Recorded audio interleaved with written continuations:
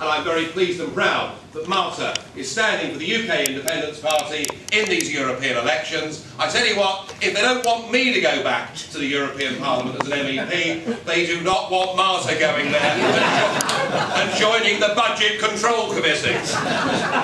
So anybody that votes UKIP, you'll be voting to send me to go back there to cause plenty of trouble, the rest of our MEPs, but you'll also be voting for Malta, who hopefully, when she gets there, will be able to tell the great British public where their £40 million a day is actually going. And that strikes me as being not a bad reason why people in this room, regardless of what their traditional tribal party loyalty may be in any general election, should at least consider, on June the 4th, lending their vote to UKIP. It's the only way that we can send a loud, clear and unequivocal message to Cameron, to Clegg and to Brown that we are utterly hacked off with virtually an entire political class who have given away this country's independence, who've given away this country's democracy, who've given away the very things that those that went before us were actually prepared twice in the last century to fight and die for, and they've done it, it would seem,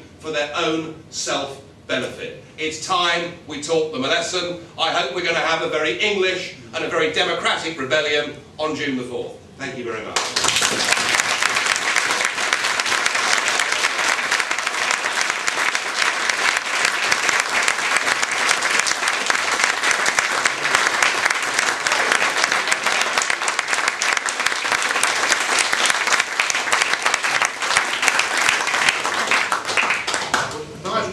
Questions. We've got plenty of time for questions. We've still got plenty of time for drinks as well. So when the questions are over, the drinks start. The questions die away when we have a drink. But I do want to point out that Malta, as Nigel's mentioned, has got written a new book, well, not a new book, a book of her experiences with the European Union, the troubles she had. I've left a flyer out for as many as I had on there. That's a copy of the book. It's a light read. There's not too much in there, but it's quite dramatic, to say the least. And as I say, after the event, we're going to we'll give Martin one of these as our better off out passport covers for the Freedom Association for our better off out campaign, and it'll mark her as a true withdrawalist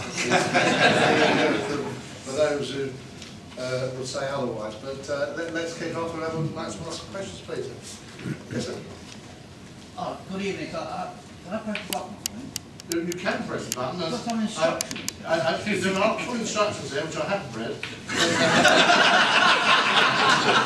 I got the technical team in there. They didn't understand either.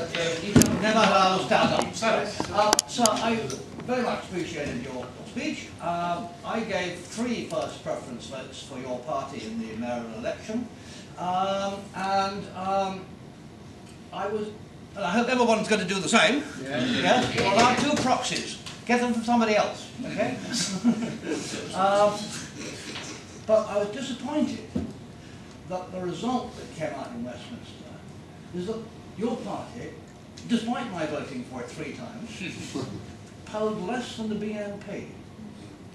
Can we sort of see what the focus on that question? Well look. When you have a party name that is the United Kingdom Independence Party, I think it's the dream name to contest European elections, because it says absolutely what we're all about. The label's on the tin and it's perfectly clear. What is more difficult is to get a party with that name to be thought of by the electorate as being relevant sometimes for local elections. So people think, yeah, you know, we agree with UKIP on the European thing, we agree with UKIP on 1 or 2 of their domestic ideas, but really we're voting for the local mayor or the local council or whatever it is, and we either think that the incumbent, and in the case of London it was Red Ken, we either think the incumbent is a very good egg or is a very bad egg, and that's how people tend to vote. So it is about whether you're perceived to be relevant in an election. So, you know, we've had our ups and downs over the last few years. I even took on, for a short period of time, a former daytime television presenter, suntan fellow called Kilroy. So, you know, parties do have their ups and downs. But what I can tell you, David, going into this election, what I can tell you is that we do have a very good team of candidates, that we are, whilst we'd like more, we are pretty well funded. What I can tell you is that we have 1,250 large commercial billboards going up in every town and city in Britain next Monday, carrying some pretty strong, direct and easy to understand messages. What I can tell you is that since our first 2 party political broadcasts have gone out, and since Stuart Wheeler has been expelled from the Conservative Party for daring to support us, and since Lord Tebbit has announced that he won't be voting Conservative, Norman bites your legs. He's a top man, isn't he? He really is. And I can tell you that yesterday we had 30 incoming phone lines in 3 telephone response centres around the country that were continually jammed for virtually the whole day and right up to 10 o'clock last night. And I believe this campaign is taking off. And in this campaign, we are talking about the EU and its effects upon our economy, its effects upon our ability to control our borders, and the reality that our politicians have denied us a choice. And what I hope to do, and what I aim to do, is I want to say to people out there, if you want to vote for a party that is an unashamedly patriotic party and believes that Britain still stands for many good things, and if you want to vote for a party that believes in tough Australian-style immigration controls, because they got it right, for goodness sake, then you do not need to be tempted by the political extremes. You do not need to hold your nose and vote for the BNP. You can come out and vote for UKIP. And what the opinion polls that are coming out over the course of the Saturday and Sunday newspapers will show you is that the BNP vote in the last 10 days has fallen potentially very sharply indeed, because those votes are coming to UKIP. All right? UKIP is the only party that can stop the BNP, because we're the only party actually offering a sensible antidote to this madness of open borders to Eastern Europe. And just one last point, if I know the drinks are waiting, Mr. Chairman, but I'm more conscious of it than most, believe you me. But just one other point. You know, in those last European elections in 2004, UKIP beat the Liberal Democrats across the nation into 4th place, which was a great fun thing to do.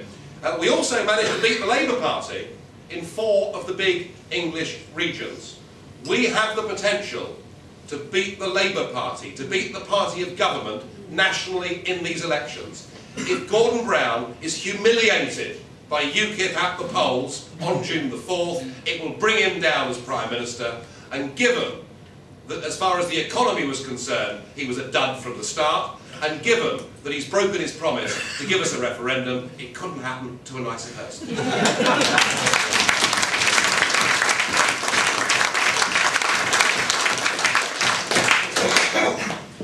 Michael, just to Nigel, at a meeting that we were both at on Monday, the Lib Dem Baroness Ludford claimed that UKIP members of MEPs voted against the UK getting the Labour laws extended. Is that true? I think the technical answer to that is it's a complete load of cobblers. I thought you might be. I mean, look, you know, just remember one thing, that when we talk about voting in the European Parliament, on a busy day, there are up to 1,000 votes. Yep. We go in at midday and we start voting, and by 1:15, 1:30 the voting session has ended, and we've often voted on up to 1,000 different things. In fact, so fast was it last week that, as the President says, it's amendment number 97, those in favour, those against, abstentions, moves on. They were getting through a vote every 3 seconds at the peak of it. I mean, for some of my elderly members, I mean, this is like early morning aerobics. So I've got a feeling that perhaps UKIP do vote the wrong way quite often. Look, you know, there are so many, such is the mass of legislation that is coming through, there are so many votes that occasionally we might have made the odd mistake here and there. I don't know. But I'll tell you this, in the 10 years that I've sat there in the European Parliament, I've never voted for a single directive or regulation. I do not believe it's acceptable that we should have laws imposed upon this country that we cannot change, and I find it even more unacceptable that those laws ultimately are judged by a European Court of so-called justice based in Luxembourg that has the power to strike down any British Act of Parliament. So they will come out with all this nonsense because there is an election coming up. And I was in North Devon yesterday, and the local Conservative activists were putting leaflets out through the doors in UKIP colours, and 10 things you didn't know about UKIP and Nigel Farage. You know, well, there you are.